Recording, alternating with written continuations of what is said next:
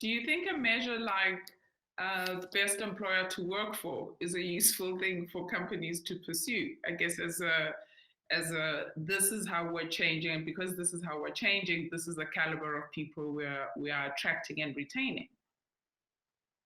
I guess it is. I mean, although I'm suspicious of the measure, to be honest. You know, the boss says, right, best employee to work for, you score me a 10, 10, 10, 10. We do have the bonuses coming up at the end of the year. Yeah. So I'm being a bit cynical.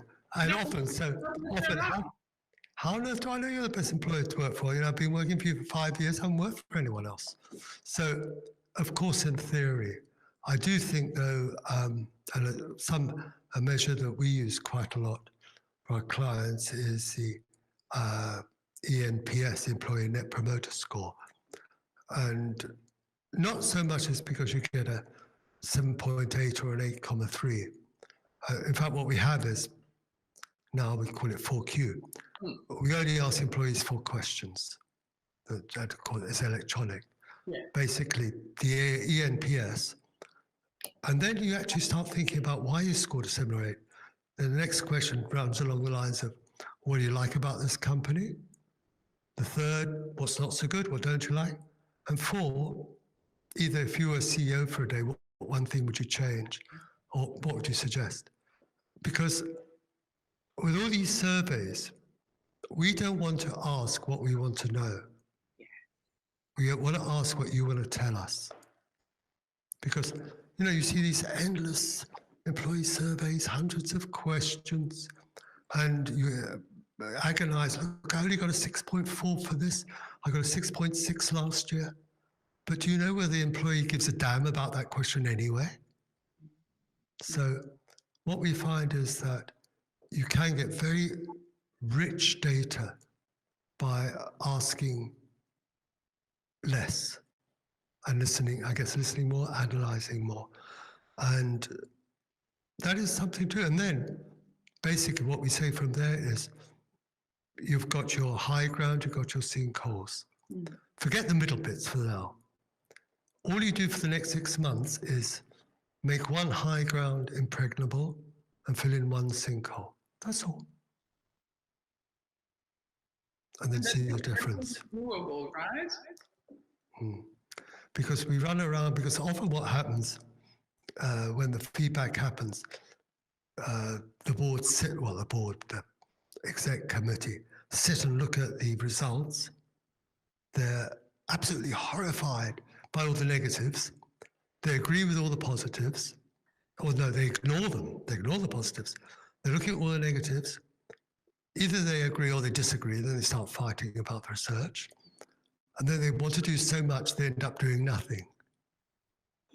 Because often we say, guys, you actually did quite well. Look at all the positive. Yes, but they said they didn't like the CEO or whatever they said. It's okay. It's okay. I worked in an environment where you would have this extra meeting, right? Where the CEO would speak and say, this is what we're going to do, this is what we're going to do, this is what we're going to do. And all the execs just nod. You break for coffee. And at the coffee station, you're having the real conversations, right?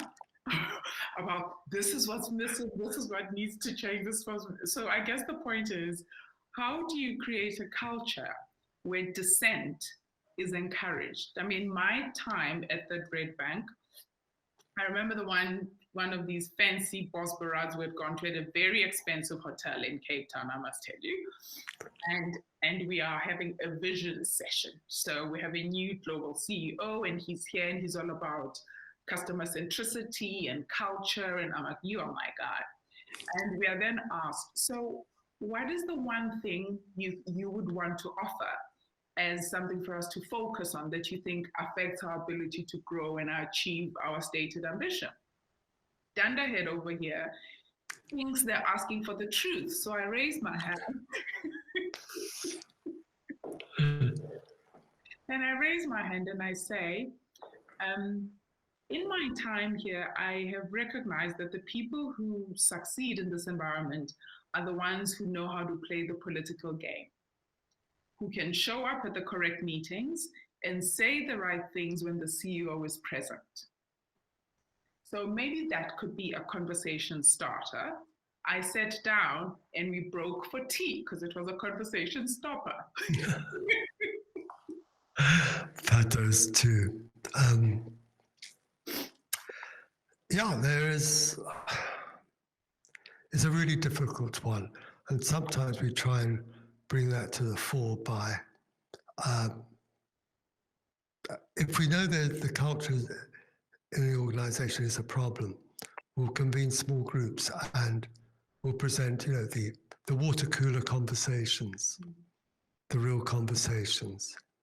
And it's the real issues. And yeah, there are some, it's hard to take. It's hard to take for anyone. You're sitting there and you're heading this company, you think everything is well now. You're sitting there being told all these things you didn't know. And a lot you don't like. And it's hard. It's damn hard. And so there's a lot of preparation for it. Sometimes,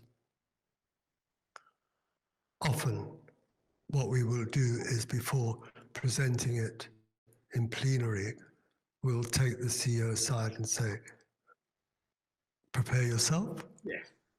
This one is because often your first reaction is fight or flight. It's normal with us. But then you think about it, you consider it, and you think, well, okay, it's not my truth, but it's their truth, and we've got to try and understand it better. And how do we change it? But that will come secondary. So often, if you're just presenting something in a meeting like that, it's just too much of a shock. I can't take it.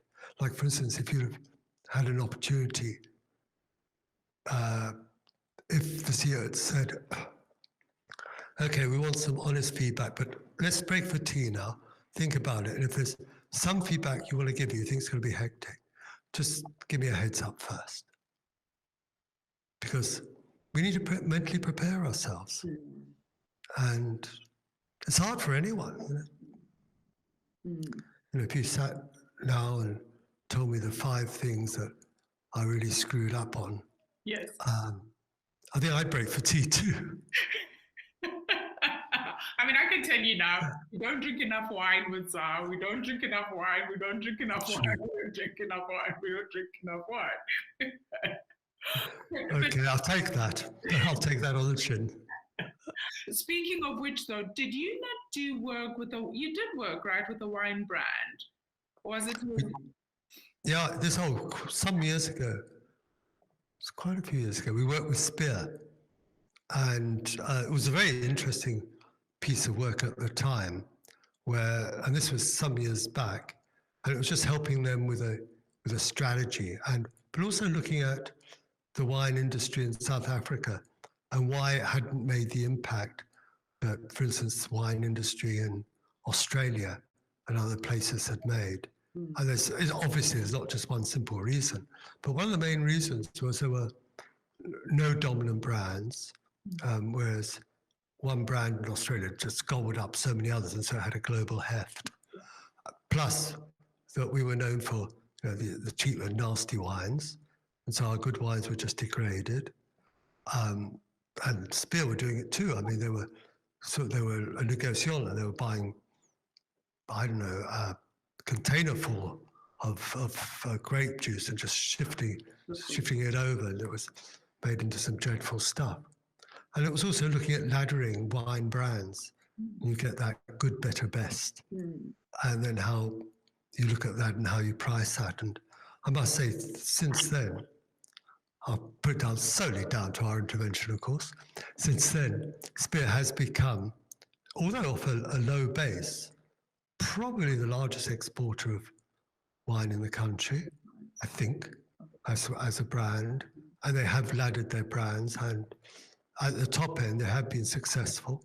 I mean, the wine is known more, and it's quite interesting. So it's our most significant wine estate that hardly grow any vines. And if you've been to Spear itself, you'll see leopards, you'll see organic farming, you'll see pigs. You'll see art, beautiful art, And sculptures. Yeah. sculpture, great wines tasting center. Have you seen any vines there? No. Interesting. Interesting. Very interesting. Very interesting. So now tell me, because you align, I guess the question is, do you always choose projects that are aligned to your personal purpose? How do you choose what to work on or what not to work on? It starts off with what I do want to work on, and what I am working on has changed actually recently in the last year, but it has been evolving.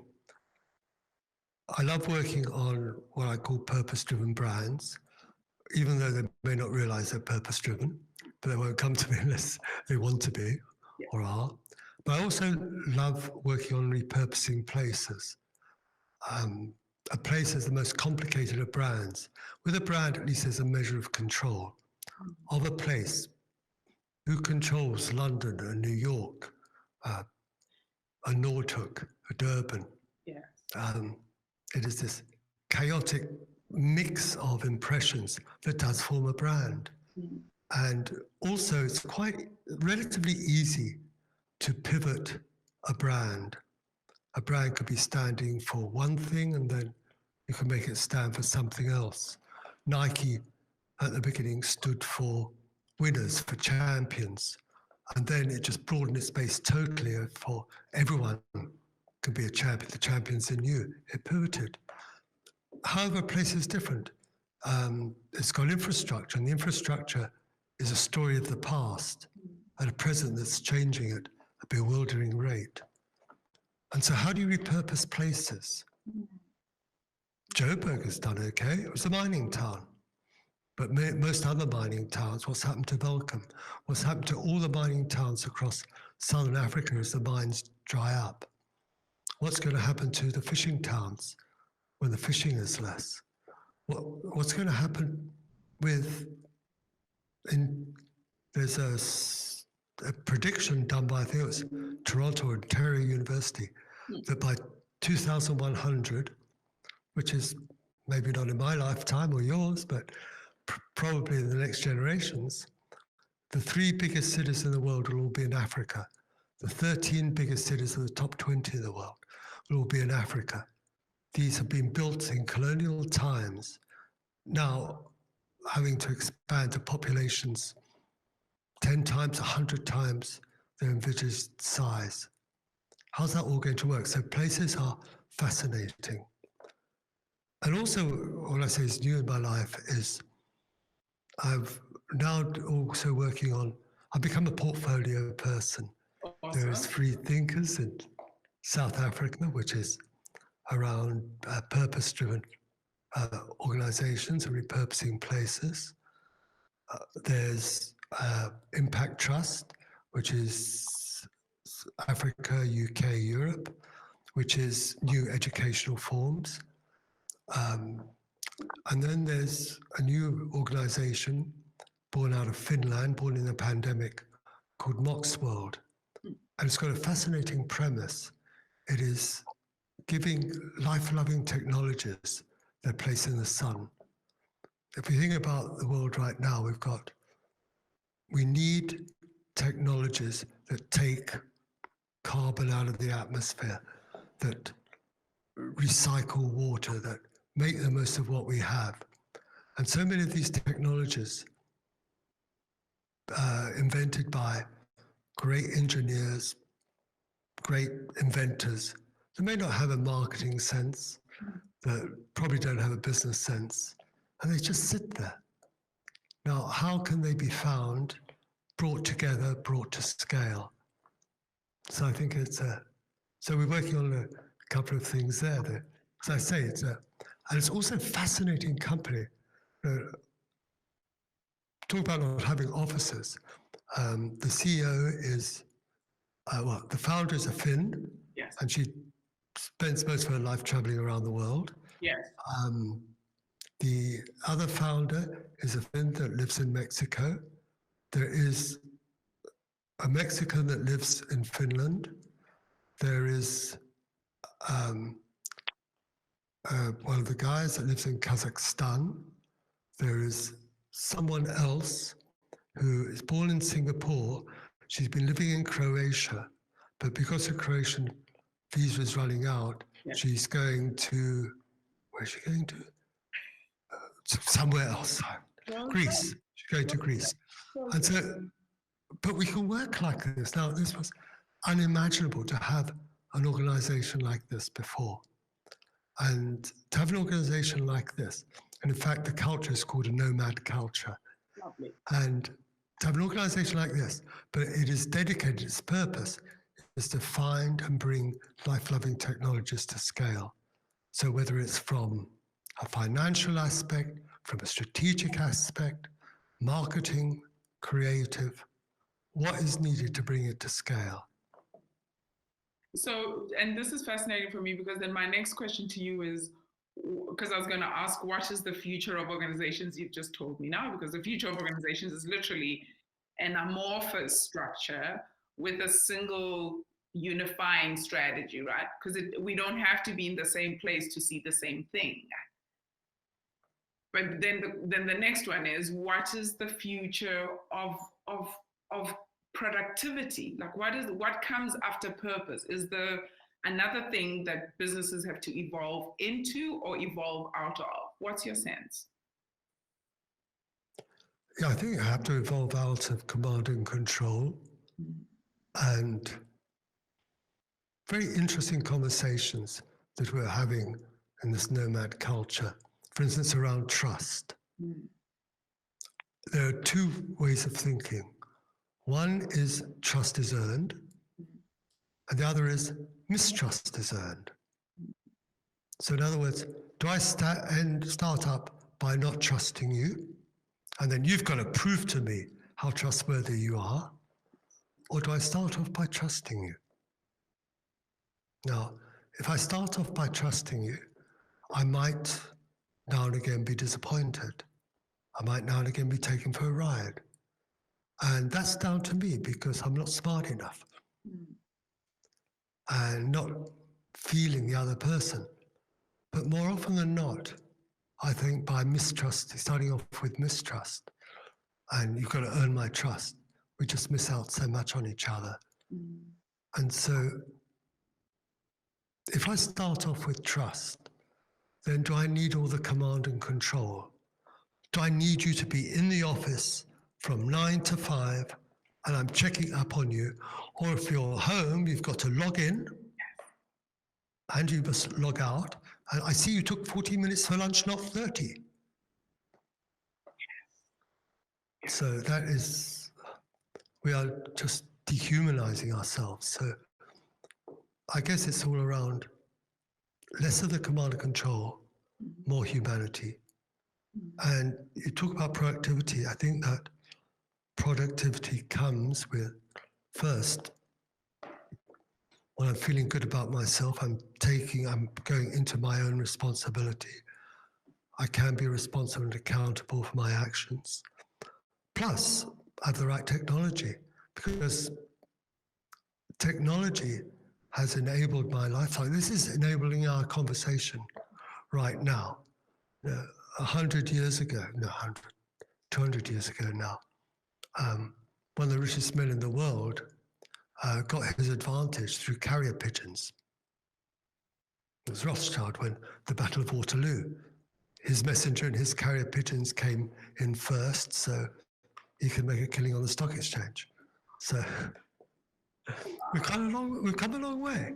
And in the last 10, 15 years, and I don't think that the organization has kept up with the pace of technology, and the pandemic has been a multiplier, accelerator.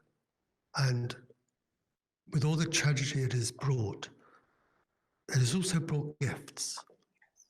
And it's not that it was a gift I wished upon us, but we have it. Yeah. And it is accelerating the next normal. And we don't know quite what that is yet. Like with offices, very few people who don't have to will return full time. And then what is the office? The office used to be a place you do work. does it become more of a social place? You ask me what they miss most in the office. It's the banter. Yes. It's that stuff. And so, yes, sure, we can do it to an extent online, and you'll be seeing a lot more interesting online interactions. I think in a few years' time, we'll be looking at Zoom as we looked at the old fixed line telephones. Or the fax machine. The great fax machine. Do you know, I'm as old enough to be quite proud of saying I was one of the first, I think we were maybe one of the first agencies in Johannesburg to get a fax machine. There was one for us and one for one of our clients. It was an employment agency. And we were so proud. Look, I remember transparency. Where you slide this, oh God, the number, I've had enough summers to know this. So this conversation and this platform is called Full Circle. So when I often end the conversation by asking my guests, such as you are today, what does full circle mean to you?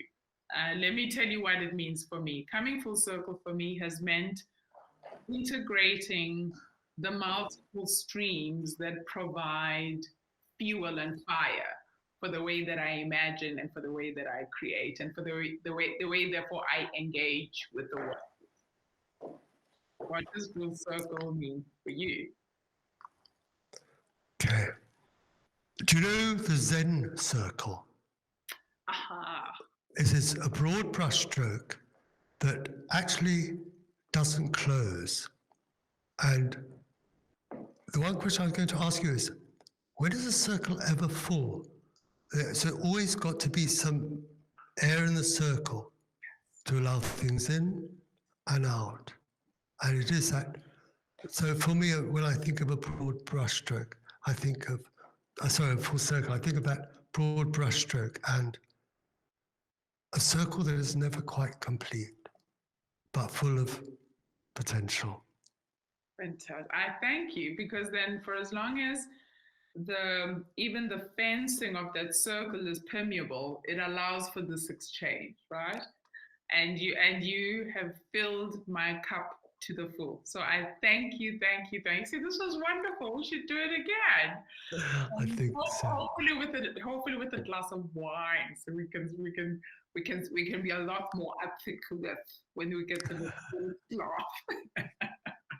But I send you off with my best wishes. I am going to come in. You look like you've got a lot more sun than in Norfolk, right? So you're liking your sunshine. Absolutely. You know, these bones weren't made for the Cape winter, and the Durban winter is gorgeous. So, yeah. Hopefully, hopefully when we're both vaccinated, we then can have a conversation in real life, as they say. Wonderful, so I look forward to it. Fantastic. Until next time, love and light as always, Mike. Thank you so much. Bye, Zah. Go well.